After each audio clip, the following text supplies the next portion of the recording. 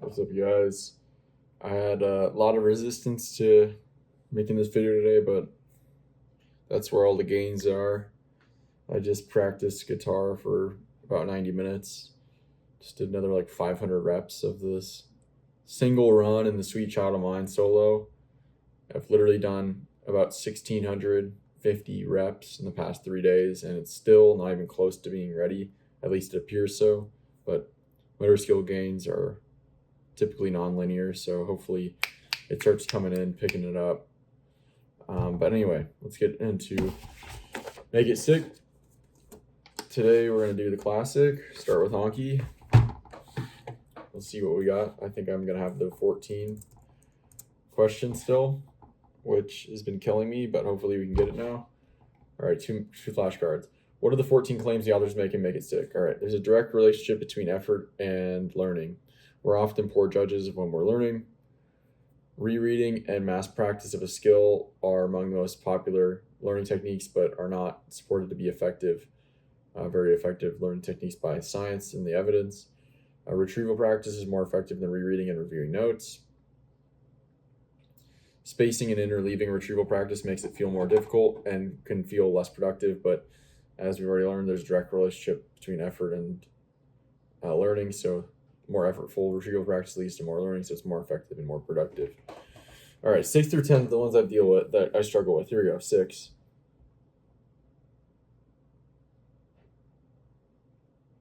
Come on now, I know this one, 6.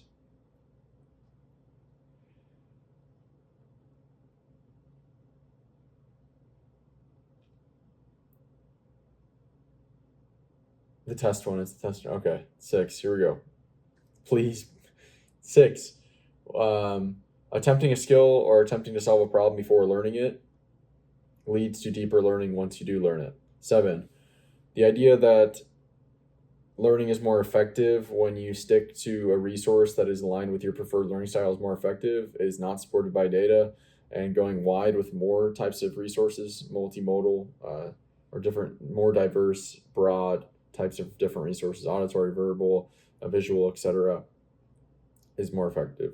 But sticking with your preferred method is not supported to be more effective for learning. Okay, we got 1 through 7. What's 8?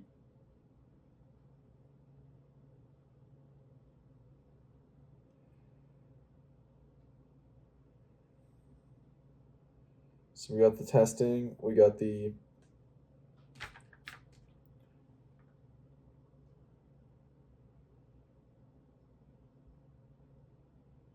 no, I'm not. I'm just gonna, if I can't get 8 right now, I'm gonna call it right here and check, because I need to memorize them in order, or else it's just I always forget one.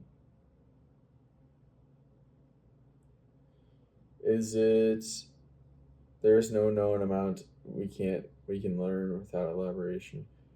No, it's not that one. Oh, please, okay, 8. The ability to discriminate between the underlying principles that differ between two things that make them two similar things different is a skill that can be trained through varied and interleaf practice, and it's a skill that allows you to identify what makes similar things in novel situations different in the future. Okay, hopefully that was it. 9, illusions of knowing. We're all susceptible to illusions of knowing, or illusions to our abilities, both in the positive and negative, and that practice testing can better calibrate our understanding of our abilities. 10, all previous learning, all learning requires previous learning.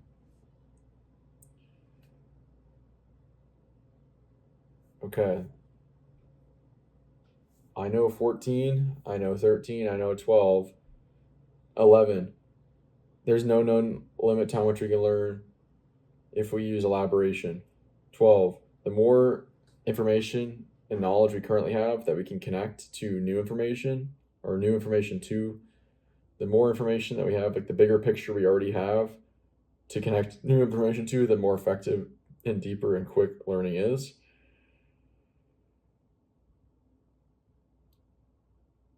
13, mastery or a characteristic of mastery or deep expertise is to be able to pick out the underlying principles, the patterns within a resource or subject, develop a mental model around it, and then connect that mental model to other mental models that you have. And 14, learning physically changes the brain. We can become smarter.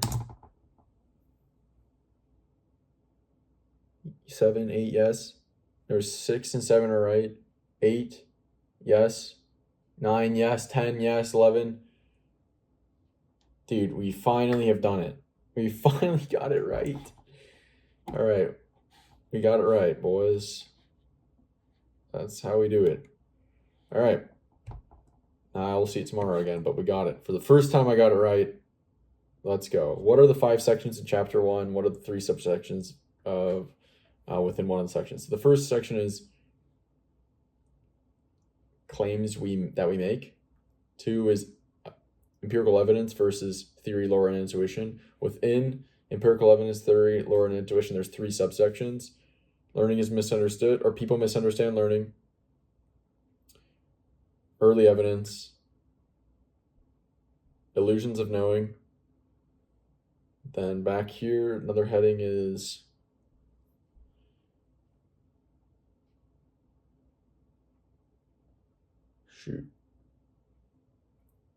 knowledge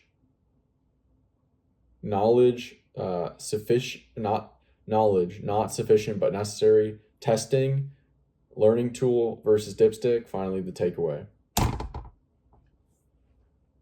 Got that one right as well, and we'll see this one now in 17 days. Can you believe that?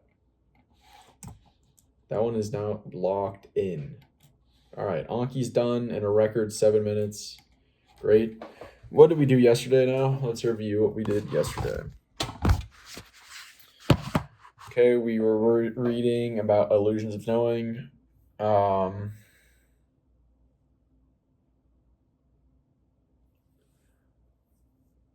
man, I remember the fire hose. That was the day before exposure. Okay. I think we read about more. So in 2008, they had the Washington University rereading studies that we reviewed yesterday. But then we read on to they conducted more experiments to try different demographics, different groups, people that are good at reading, people that are poor at reading, people that are have knowledge of the field, people that are noobs to the field, and they basically tested the rereading, and they came to the conclusion that no matter who it's for, rereading in quick succession is one of the most it's really ineffective and a big waste of time, and that this extra gain, that minor gain you gain immediately after, if you take a test immediately after, if you read it twice, you're going to slightly do better, but very minorly, that potential gain evaporates anyway over the long term. So it's kind of a waste of time for long-term growth. And if you space out the practice between, say, reading once and then you wait hours and then reread it, or you wait days and then reread it, that it does have a benefit though. Okay? Is that all I got to? I think that's all I got to yesterday. No, it's not.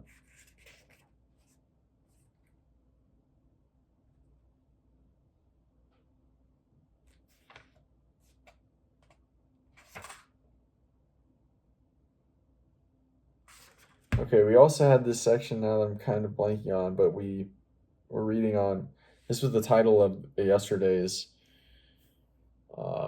video, and it was basically like people confusing familiarity and confusing memorizing words and syntax with like the actual mastery of the underlying principles. So the words don't matter so much as but they're meant to convey ideas, and the ideas are what matter for mastery. But students get and people just in general focus more on the words and memorizing the exact words and the words the professor said and the words the book said and the definition, rather than what's the actual meaning, what's the underlying ideas. And it's like also one other thing is like the authors are like, well, if rereading in close succession is so ineffective,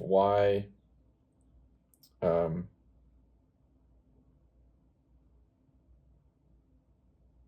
why do people do it? And the answer to that is basically, well, maybe they're getting bad advice, which, yeah, it is bad advice from some professors, other students, common wisdom, the internet, that kind of like talk about reread, repeat, just keep saying it over and over in your head until it sticks. Which there's truth in repetition, but not in like rereading in close succession. But the second more sinister, like sneaky reason why people use rereading, even though it's empirically the evidence shows it's not effective, is because it feels like it is. When you become more familiar, more fluid with the reading, like the second time you're reading it, it's more fluid. You've already went over it once. It seems like you got it. You're like, I got this. But then you take away the book and you actually get tested on the ideas, and you're like, I don't know how to take these words and actually like apply the ideas dynamically, fluidly in novel situations. You just got familiar with like the book or the words, and the words are not important. It's the ideas that matter. Okay. So today we actually got a lot of time to read, so I'm excited for this. I'm gonna go and begin to try to finish this section up here. This people are illusions of knowing within early evidence theory versus empirical evidence versus lower theory and intuition. So this will be the end of this section. So I'll talk to you guys in a few seconds. There we go. Officially done with empirical evidence, at least reading empirical evidence versus theory, lower intuition. Now let's nail this final recall elaboration. And so the end of this illusions of knowing section is about a classic story of a professor who has a student come knock on their door and talk to them about their failing grade or really low grades in their intro freshman whatever class, science class, and they're like, I just don't know how I could fail.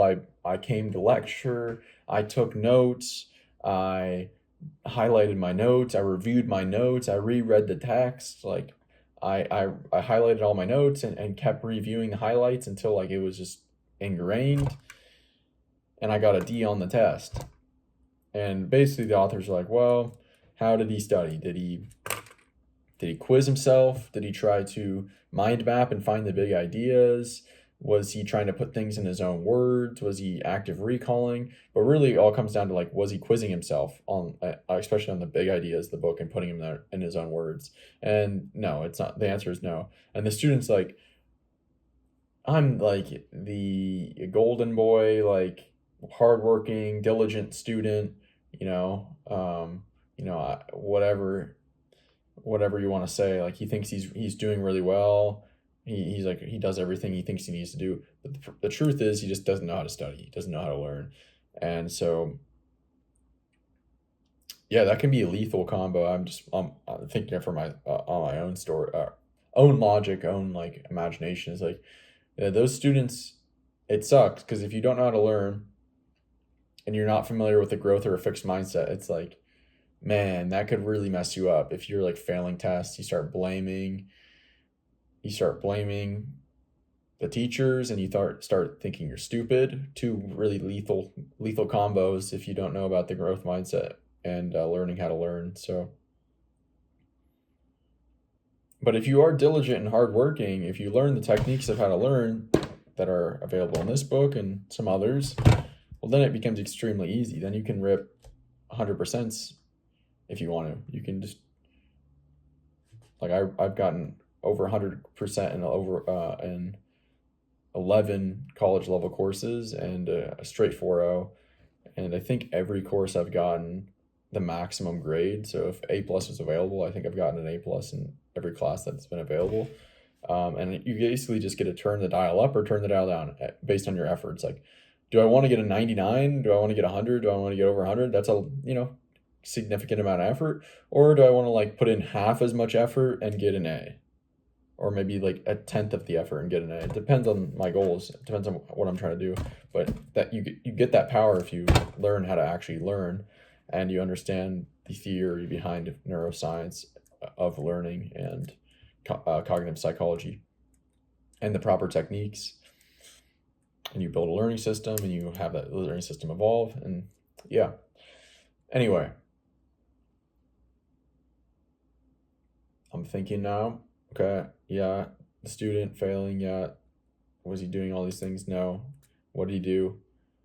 He used techniques that give you an illusion of competence, an illusion of knowing, an illusion of mastery. And what are these techniques that give you an illusion? The ones that like lead to familiarity, especially ones that the authors mention, like when you're in a lecture or reading a text, it's like these lectures and texts have been so distilled that they're so elegant in their description and their argument that you're like, you follow really easily, and you're like, yeah, oh yeah, I don't need to study this, I already understand it. So really, I wrote down study techniques that give illusions of knowing, especially when, or particularly when they're not paired with anything else. Reading in general. If you read a book, you think you learn it. You're like, I got this. And then you're like, someone's like, what's the book about? And you're like, science?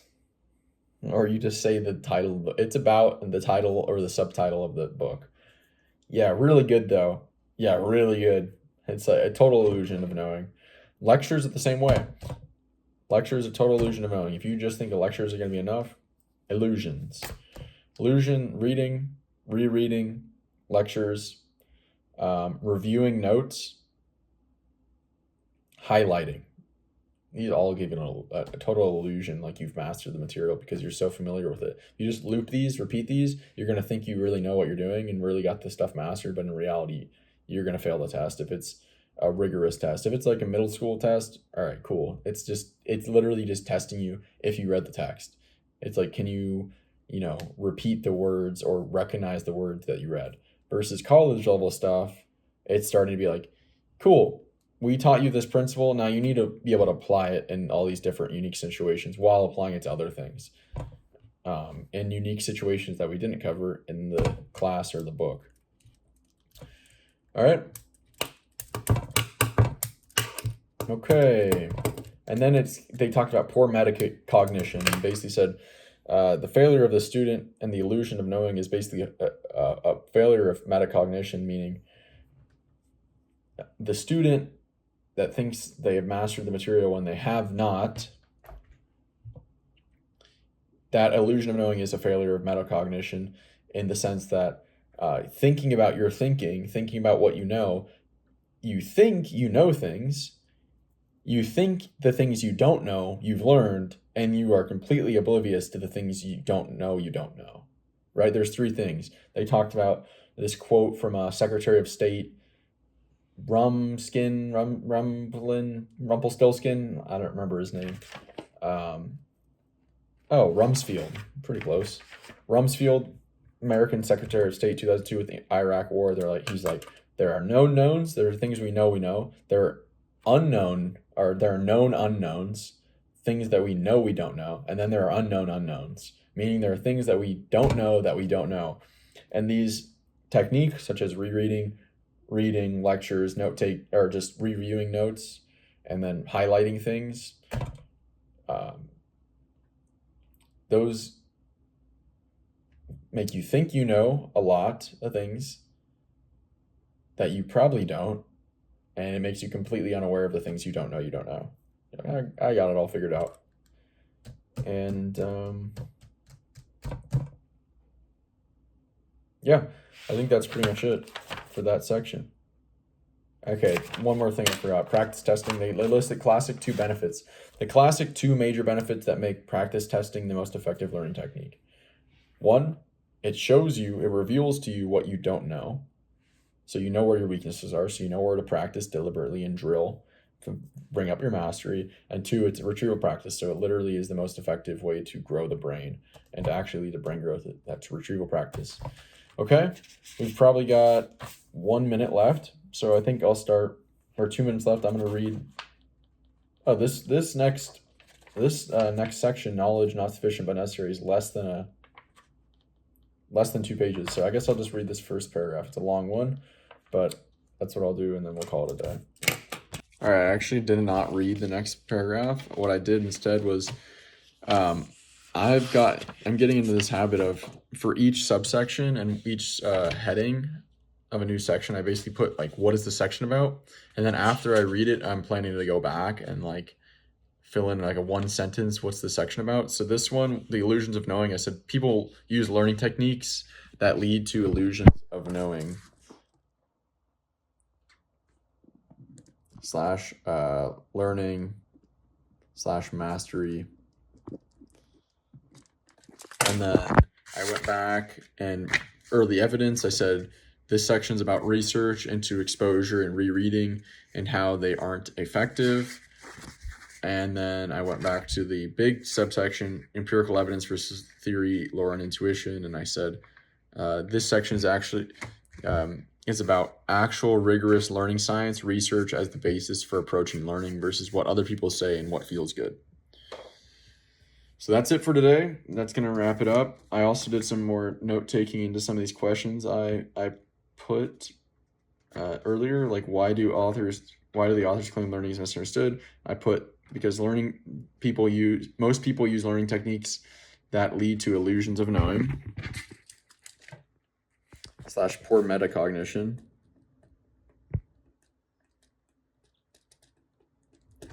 And then another question I have, how and why do people misunderstand learning? I said poor metacognition from study techniques. So that's going to wrap it up. I think this is what actual learning looks like. I mean, we're doing what the authors are saying. I'm putting everything in my own words. I'm recalling, I'm retrieving, I'm reviewing with spaced repetitions. I'm trying to get the big takeaways. I'm posing my own questions that I'm answering as I read. And I mean, this is pretty cool. I mean, how much writing is in this book? There's just like I'm trying to like when I write all this stuff, I'm extracting the big picture ideas and trying to put them in my own words simply. That's what I'm trying to do with writing a lot of times, is capture the big picture ideas. Okay, so next section is going to be knowledge not sufficient but necessary. I think this section is about from what I remember, and my intuition is basically like people being like standardized testing and from knowledge is memorization. It's useless, waste of time. Creativity is more important than this. And they basically say, yes, we agree creativity is important and knowledge is not sufficient, but necessary, because you need to have like knowledge is like the ingredients that you use with creativity. Like creativity uses the ingredients of knowledge. So that's kind of what I already expected this section to be about. And yeah, guys, 1 page at a day keeps the doctor away. 1 page a day, and we'll be done with this book. And we are kind of averaging about a page a day. 8 months. I don't know. Hopefully, I'm really learning, and I feel like there's a chance that I am really learning for one of the first times in my life, where I'm just developing a huge mental model around this book and around learning techniques that in the future, when I learn new stuff, it just sticks faster and connects faster. So it could be compounding potentially. That's the hope. All right, I'll talk to you guys later.